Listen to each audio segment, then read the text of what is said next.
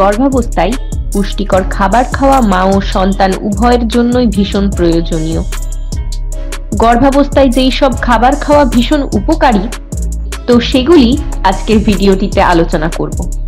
তো ভিডিওটি শেষ পর্যন্ত দেখতে থাকুন।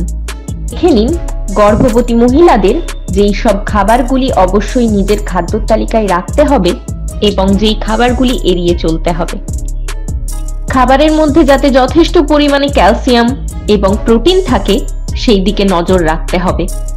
ফলে যে কোনো দুগ্ধজাত দ্রব্য নিজের খাদ্য তালিকায় রাখতে হবে।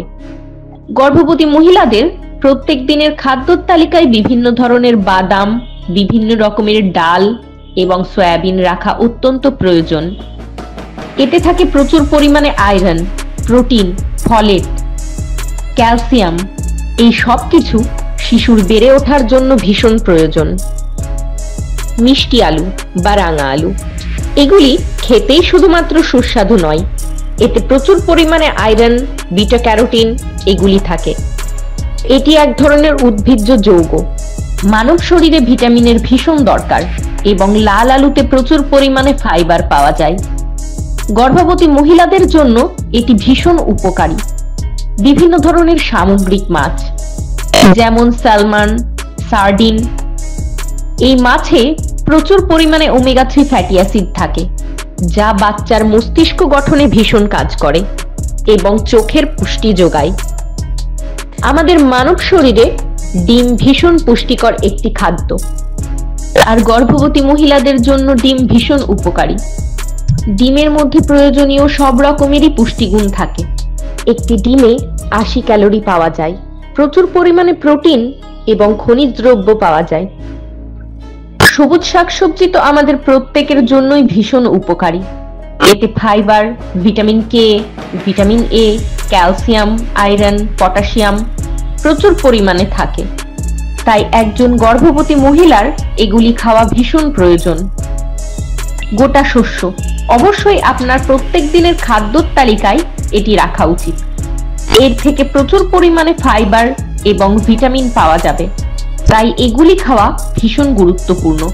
যেমন বিভিন্ন ধরনের ডাল, বাদাম, ছোলা, সয়াবিন, বিভিন্ন ধরনের ফল।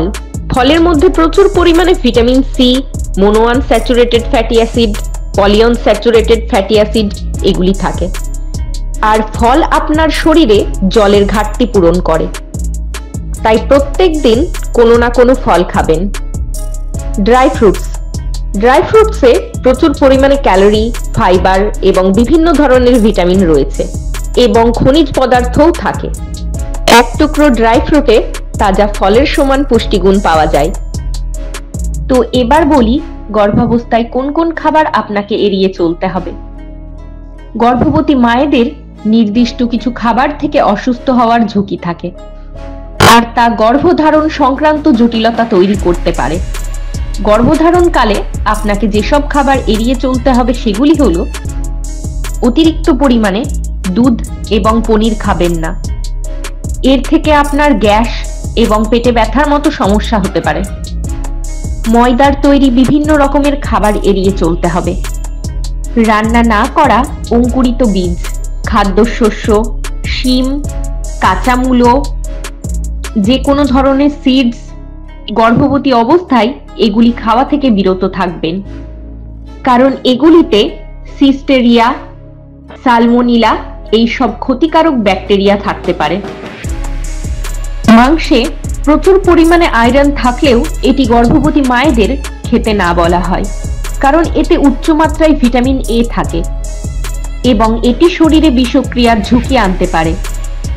বিভিন্ন রকমের তেল, ঝাল মশলাযুক্ত খাবার থেকে বিরত থাকবেন। সফট ড্রিঙ্কস, কোল্ড ড্রিঙ্কস এগুলিও যতটা সম্ভব এড়িয়ে চলবেন। এছাড়াও সবশেষে আমাদের মানব শরীরে এবং প্রেগনেন্ট মহিলাদের জন্য যেটি অত্যন্ত প্রয়োজন সেটি হলো পর্যাপ্ত মাত্রায় জল। আপনাকে প্রত্যেকদিন পর্যাপ্ত মাত্রায় জল পান করতে হবে শরীরকে যথাসম্ভব হাইড্রেট রাখার জন্য। এ সময় শরীরকে যথাসম্ভব হাইড্রেট রাখা একান্তই প্রয়োজন। গর্ভাবস্থায় রক্তের পরিমাণ 45% বেড়ে যায়, তাই শরীরে পর্যাপ্ত পরিমাণ জল ভীষণ দরকার।